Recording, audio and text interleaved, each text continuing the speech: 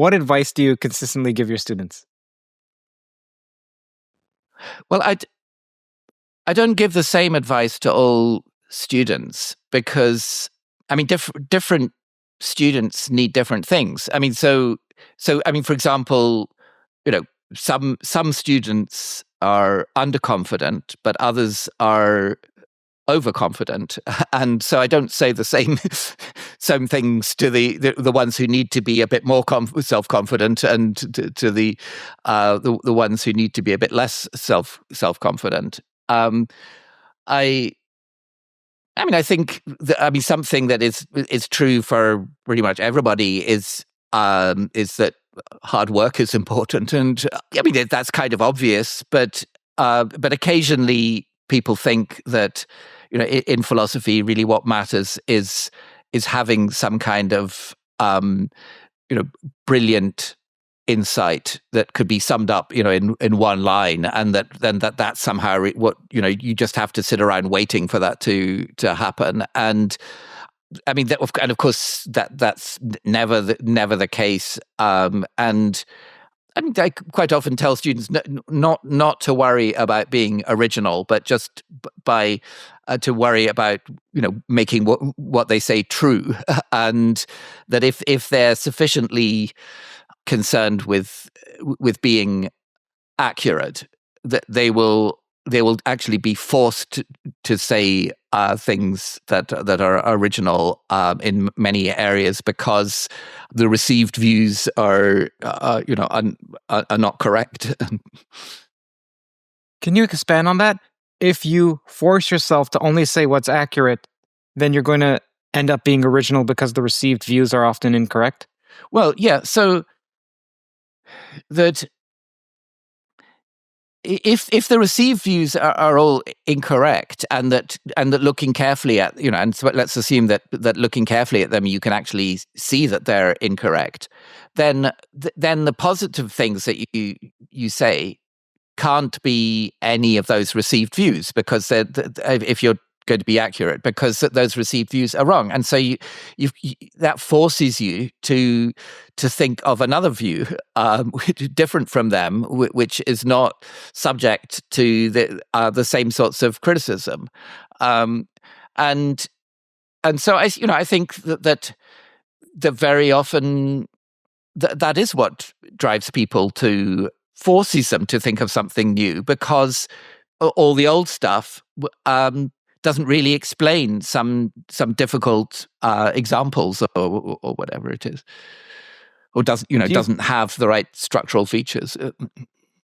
Do you find that for yourself personally, much of your insights come more from one of the following that I'll list? So maybe you get the majority of your insights from showering, or from walking, or from talking with colleagues, or from reading, or from writing. Like one of those that I just said, or maybe it's something else occurs to you. Is there something that consistently gives you, Professor, more insights than the rest? So I love walking, but I don't find it a particularly good way of getting new ideas. And I mean, the kind of walking I love most is walking in the Scottish mountains, and there you if you're just concerned only with some philosophical problem, you're probably going to walk over a cliff or something, and so that it's not really a good idea. I mean, in fact, I like it because it's an opportunity where it's a situation where I basically can't think about philosophy, and it's nice just to have a few breaks. Interesting. Quite often, I have ideas coming out of discussion. But typically in a discussion, I will say something, and after I've said it, I think, hey, that's not bad. There might be something in that, and it gives me a clue to what followed, what to follow up. I think someone said, how can I know what I think until I hear what I say? But there are the circumstances which are good for having a new idea. There are also circumstances in which are good for sorting out some problem, maybe where you've got a sort of an idea that feels as though it's on the tip of your tongue, but it's actually extremely difficult to articulate.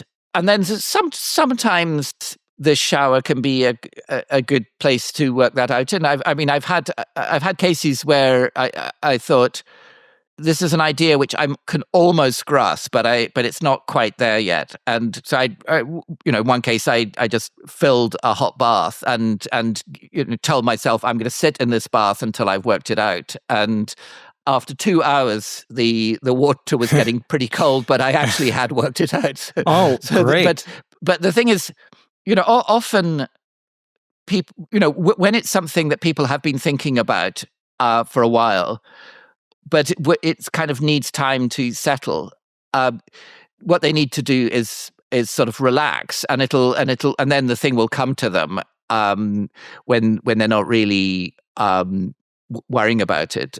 Then this is true, of course, of mathematics as well. But if you are too self-conscious about doing that, and then you set up optimal conditions for being sort of, as we're able to clinch the idea, then it's very easy to have anxieties about, well, look, these are optimal conditions. So if I don't get it now, I'm never going to get it. So this is really high stakes, and so you somehow have to keep the stakes relatively low in order to be relaxed enough for the things to sort themselves out in your mind, and for at a certain stages of working through a problem.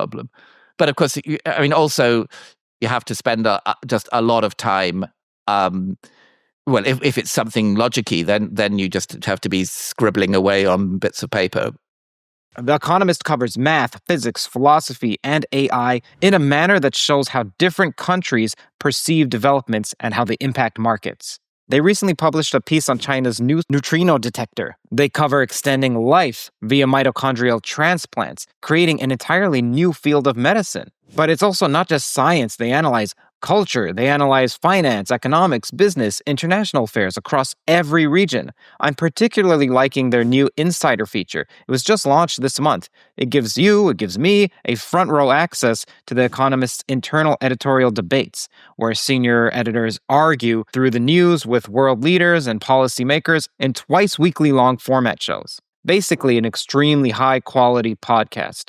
Whether it's scientific innovation or shifting global politics, The Economist provides comprehensive coverage beyond headlines. As a TOE listener, you get a special discount. Head over to economist.com/TOE to subscribe. That's economist.com/TOE for your discount.